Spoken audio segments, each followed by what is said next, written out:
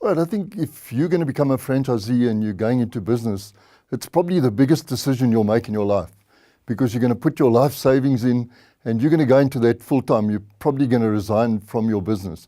So this is very, very important. So when you go and look for a franchise, the first thing you've got to make sure is that you're getting a viable business that's been tried and tested.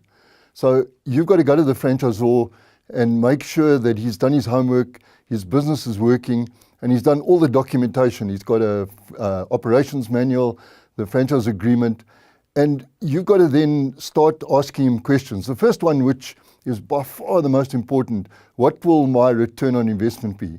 Now, a good return on investment is that you should get a 3-year payback. So in other words, if the franchise costs you R1 million, you can draw a market-related salary, only a market-related salary. You should get that R1 million back in 3 years. So the first thing, and this is because it's all about business, am I going to get that return on investment? And then you've got to make sure that it's in a growing category, because you want to make sure that this is going to be 5-10 years, and therefore I wouldn't go into a category like a CD store. I'd rather go into a product like H2O, which is going to have long-term growth, and it's really going to be a necessity. So even in the bad economy, people are going to need to have pure water. So that's much better than a product like a CD, which is going out of fashion. Then you've got to ask him, what is the support structure? How are you going to support me? In other words, if I'm going through hard times, what will you do to make sure I do well? And then what you do once you sign up, and you've got to be very careful, because franchisors that are not viable will be hard sell. So if a franchisor says to you, there's 3 other people waiting for that area, you better sign today, run away. Because what you've got to do, you've got to award a franchise and not sell a franchise. What you can expect from that franchisor, he's going to take you through the full process. Firstly, he's going to help you find a site, and hopefully he's going to do good site evaluation. Then he's going to actually help you to build the store and construct the store. He's going to help you employ staff, and he's going to train you and your staff. And then he's going to do the local marketing to launch your product. And then you must make sure that once you're up and going, he will support you on an ongoing program.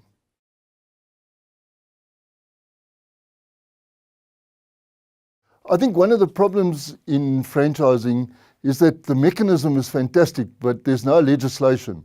So there are people that are ripping franchisees off. And I think you've really got to do your homework carefully and find that you've got a reputable company and that you've bought into a business that has got long-term ability, that is going to run well.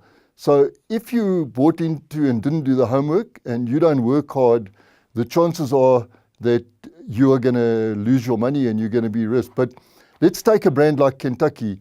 They've been in the country something like 40 years. They've got 700 stores. And to my knowledge, they've never closed a store. So if you pick the winners and you work hard, I think your chance of failure is very, very minimal.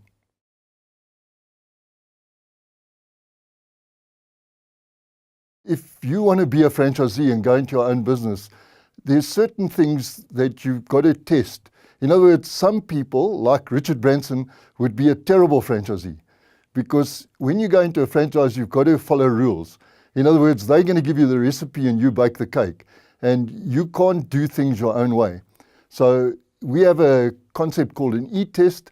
It's a psychometric test, and maybe it's not a bad idea to do that to see that you're going to be happy following rules.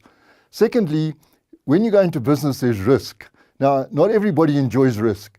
So you're going to have to take that risk, and you're going to be prepared to get your whole family involved, because they must understand that you've signed over your house, your life savings, and then you've got to work hard. Because when you go into that business, you've got to be an owner-operator, and maybe you've got to give up the weekend golf and all the pleasures, because probably for the first year or two, you're going to work 24/7. So are you prepared to really get stuck in and put that effort in? Because with that effort comes huge reward. Because if you work for a boss and you work for 40 years, you're only going to get 480 paychecks. And maybe if you go into your own business, you're going to make yourself financially secure one day.